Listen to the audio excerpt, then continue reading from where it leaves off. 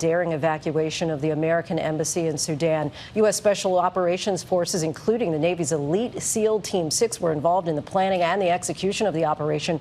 Roughly 100 American diplomats and their families rushed to safety, escaping the war-torn country. The military using 3 Chinook helicopters in the middle of the night. Those choppers only on the ground for about an hour during the evacuation. Diplomats had been sheltering in place at the embassy compound in the capital of Sudan. There is now no official American presence in the country. President Biden personally signed off on the mission on Friday and ordered it to be carried out as soon as it was safe and feasible. All of this as fighting rages on in Sudan, including attacks on more than a dozen healthcare facilities. The World Health Organization says more than 400 people have died, close to 4,000 wounded. ABC's Elizabeth Schulze leads us off tonight from the White House.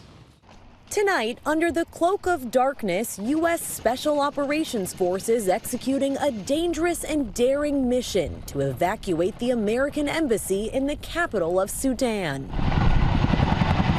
More than 100 Special Ops forces, including the Navy's elite SEAL Team 6, successfully carrying out the operation. 3 Chinook helicopters taking off Saturday from a U.S. base in Djibouti, flying 800 miles to Sudan's capital, Khartoum, stopping only to refuel in Ethiopia. The helicopters on the ground in Sudan less than an hour before airlifting almost 100 American diplomats, staff, and their families out of the country. Anytime you're flying at 100 knots, very close to the ground in pitch black, there's certainly some risk there. The Pentagon calling the mission fast and clean, with no shots fired at the choppers in Khartoum and no casualties. All evacuees are now safe and secure.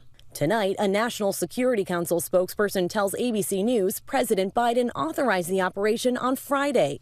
The president saying in a statement, "I'm grateful for the unmatched skill of our service members."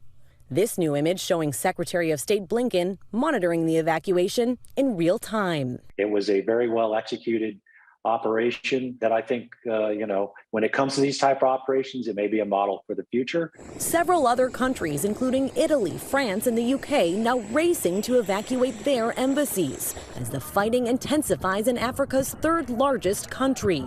The violence sparked by a power struggle between 2 rival military generals. In 9 days, more than 420 people have died and nearly 4,000 more injured. Up to 16,000 Americans, many of them dual citizens, are still in Sudan. Tamir Mohammed's 2 children are dual Sudanese-American citizens, 2 and 5 years old, stranded in Khartoum with their aunt. We don't have any plan because all the airports there are closed now. The kids, they cannot sleep at the night. They're crying, they sleep, they have nightmares. They said the military are coming, they will kill us. The State Department says no large-scale evacuation plan is in place for American citizens. New images show convoys of UN vans lining up on the 518-mile road from Khartoum to Port Sudan, now one of the only ways out. Let's get right to Elizabeth Schulze from the White House. Elizabeth, what steps can the Biden administration take at this point to help those thousands of U.S. citizens who are still there?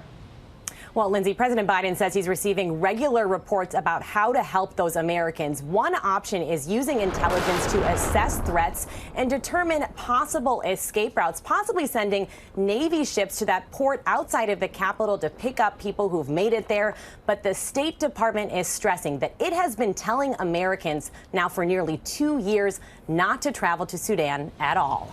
Lindsay. Elizabeth from the White House, thanks so much. Hi, everyone. George Stephanopoulos here. Thanks for checking out the ABC News YouTube channel. If you'd like to get more videos, show highlights, and watch live event coverage, click on the right over here to subscribe to our channel. And don't forget to download the ABC News app for breaking news alerts. Thanks for watching.